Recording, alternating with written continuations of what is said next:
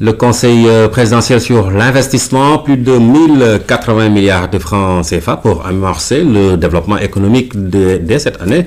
L'État a réussi le pari de la mobilisation des ressources grâce notamment à la confiance des partenaires financiers. Entre réponse à la demande sociale et mise en œuvre d'un programme agricole performant, le président de la République définit les priorités d'investissement en phase avec les besoins des populations. Nous retrouvons Pabiram Biganyay. Ce sont des chiffres qui parlent des records battus. Près de 1080 milliards de francs CFA iront directement à l'investissement cette année. Une prouesse économique sur fond de mobilisation de ressources pour soutenir un investissement basé sur un ordre de priorité pour déclencher le processus de croissance inclusive. On a quand même fait la prouesse de signer des conventions de financement avec nos partenaires techniques et financiers au nombre de 22 pour un montant de quand même 697 milliards de francs CFA. Il y a une part importante d'appui budgétaire de 238 milliards de francs CFA.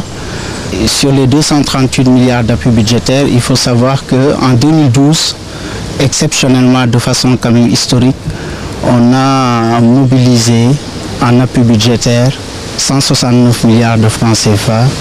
Je pense que pour les années antérieures, l'appui budgétaire le plus important qu'on ait reçu, c'était en 2009, à la suite de la crise financière de 2008, où on avait mobilisé à peu près 149 milliards. D'ici la fin de l'année, le ministre des Finances et le ministre du Budget pourront signer des conventions de financement additionnelles qui porteront l'ensemble des financements qu'on aura reçus du 2 avril 2012 au 31 décembre 2013 à près de 1079 milliards de francs CFA et qui couvriront les secteurs prioritaires de l'économie nationale. Autour du chef de l'État, toutes les couches de la société prennent part en amont au processus de mise en œuvre des projets de développement.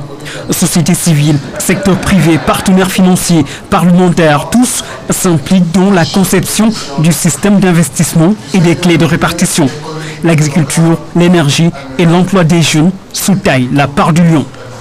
Le gouvernement s'avertira également à trouver des solutions aux problèmes liés à la production et à la distribution d'électricité, à l'emploi des jeunes, au financement des PME, PMI, qui doivent être le moteur d'une croissance économique que nous voulons propre et forte.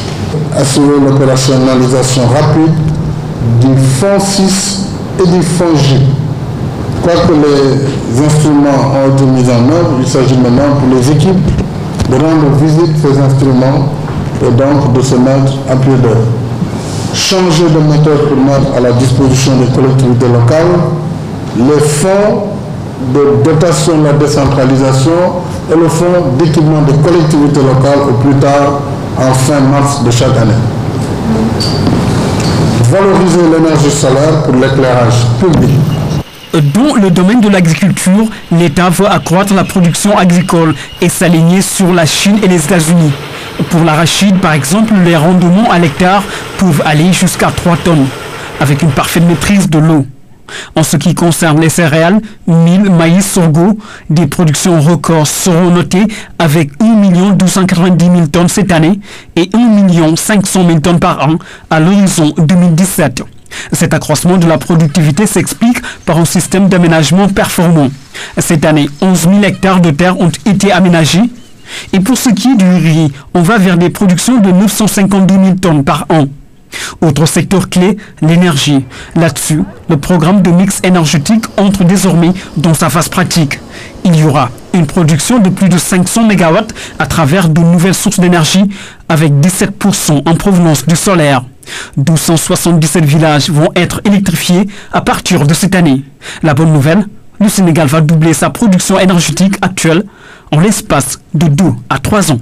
Les 5 prochaines années, le président de la République va faire pratiquement autant en termes de puissance que ce qui a été fait depuis l'indépendance. Et ce qui est surtout important, c'est par des partenaires privés. Ça veut dire que le gouvernement du Sénégal n'investira aucun franc, s'engagera peut-être pour garantir la Sénélec en cas d'achat d'électricité, mais tous les investissements seront faits par des privés. Dans l'axe de la protection sociale, le chef de l'État fixe les enjeux de la réduction des inégalités sociales. Il s'agit d'un programme inclusif qui vise à soulager les populations qui vivent dans une extrême pauvreté sans aucune discrimination. Cette année, 50 000 ménages sont ciblés par les bourses familiales qui s'étalent sur 5 ans avec 250 000 familles et 100 000 francs CFA pour chacune. Un plan d'investissement qui prend en compte la dimension sociale.